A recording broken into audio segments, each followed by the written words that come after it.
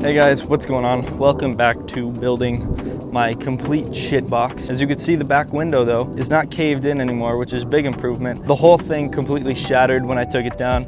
I'll put some footage of what it looked like here, but it was really bad and I didn't know if I was going to be able to fix it without replacing the whole top. But you know, where I live, waterproof, not a big deal because it doesn't really rain.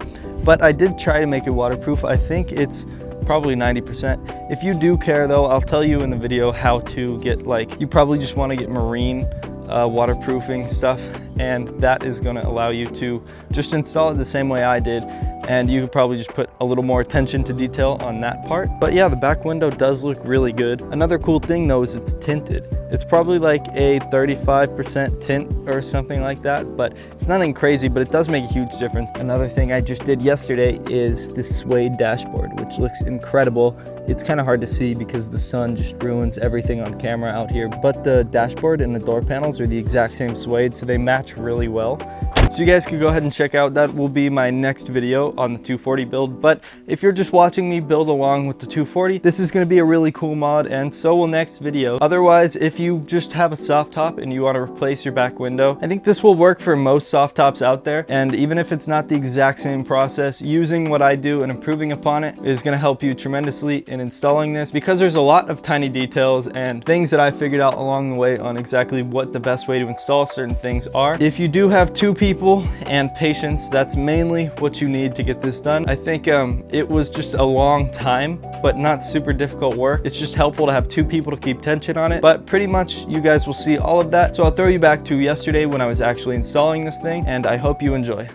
For today, this is the parts that I have. I'm gonna start by cleaning it with some alcohol. We're going to be gluing with some vinyl cement the new windshield to the old one. And I know that sounds bad, but trust me, I'll show you guys in a second. You're not gonna be able to see where I glue it. But for the bottom, you will be able to see that. So I've got some UV resistant thread here, and I've got this tinted, what is it? I think it's like 20 gauge tinted marine vinyl. This one is visible, but there's kind of a thing that's saving me where, you see, I could stick my hand behind all the way around. For the most part, the edge is covered. I'm going to unthread the whole bottom and cut away almost everything that you can see, just leaving some underneath there for me to glue on. But yeah, I'm gonna start by trying to cut away all the excess on this windshield. But yeah, let me get the alcohol and the rag, and that's the first step to clean it, just inside and out.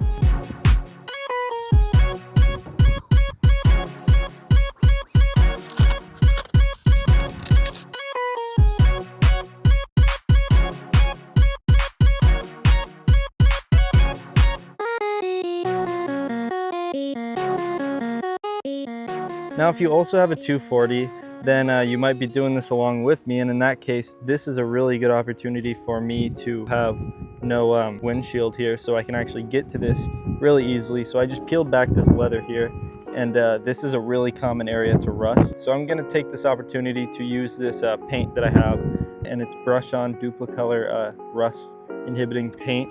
So I'll show you guys what the can looks like, but right now I'm gonna do that. So this is the stuff. Just the rust sealer paint.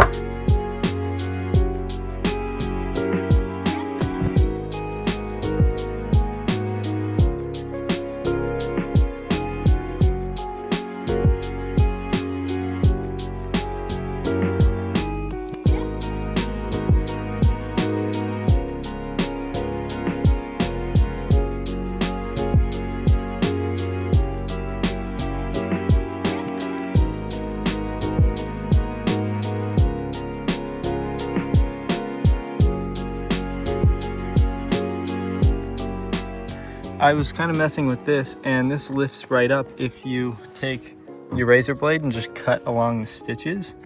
So that's what I've been doing. I just stick it in between here, and then I kind of shimmy it to cut the stitching.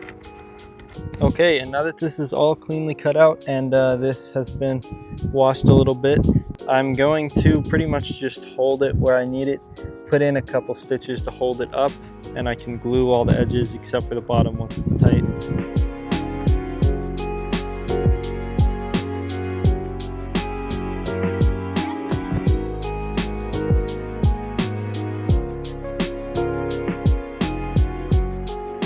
All right, well, before I actually started stitching them, I just took these hook rings and I kind of stuck them through in order to hold up a couple points with some tension so that when I go to stitch it, it'll be good. Because when I pull this bottom, it pretty much goes to where I need it for the most part.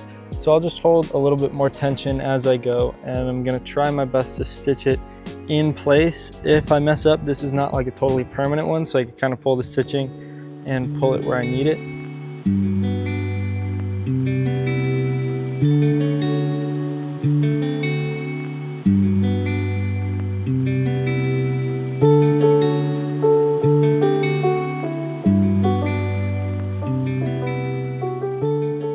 So I got the whole thing pretty much showed up where if you pull it tight, it does pretty decent. And I'm sitting on the trunk right now, which is pretty epic. But the way I'm planning on doing this is you can stuff enough material to about there, inside of there. So I'm basically just gonna go around and cut it as short as I'm comfortable with.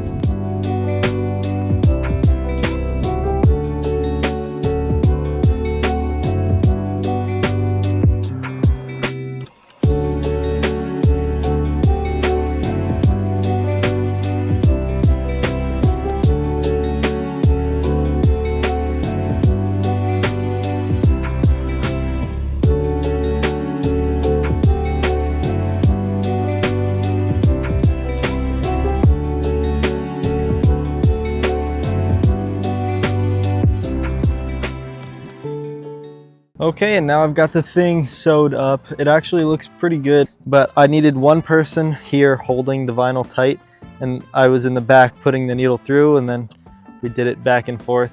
Probably saved about 10 hours of my life doing it that way, plus it turned out way better. Now I already glued it. And I was also using magnets to hold each side flat together, because when you press them together, that's gonna make the glue a lot less ugly with less bubbles in it. I only did the bottom on the outside, obviously, and then the two sides I did on the inside here. But when I got to the top, I started and I kind of was just making a mess.